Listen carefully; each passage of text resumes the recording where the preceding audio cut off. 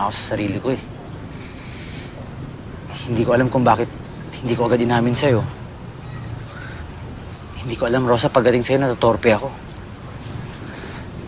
Siguro kasi isa lang akong hamak na kargador. Ano namang bibigay ko sa'yo? Itong puso ko at gandang lalaki lang. Hindi, pero...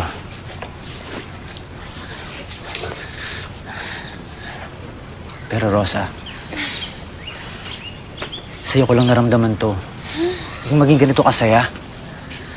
Yung meron akong isang tao na pagkakatiwalaan bukod sa sarili ko. Ewan ko ba, parang kahit napakagulo na ng mundo ko, pag nandiyan ka na, nagiging maayos yung lahat.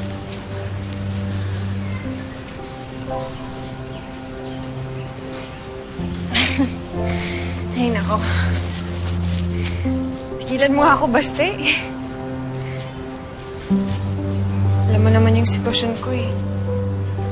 Rosa, maraming salamat ah. Saan? Kasi kahit papano, naging masaya ako sa araw na to. Nakalimutan ko yung nangyari sa nanay ko.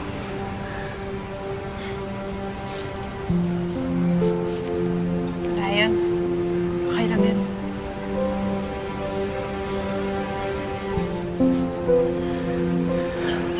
Basta, ito yung tatandaan mo.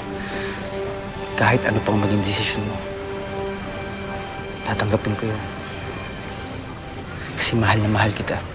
Gumaganda ang paligid kung bawat tao ay puno ng pag-ibig.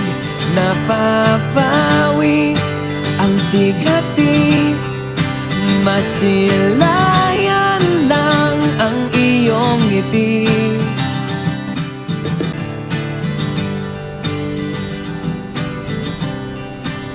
Baste, malito. Si Lorenzo ang boyfriend ko.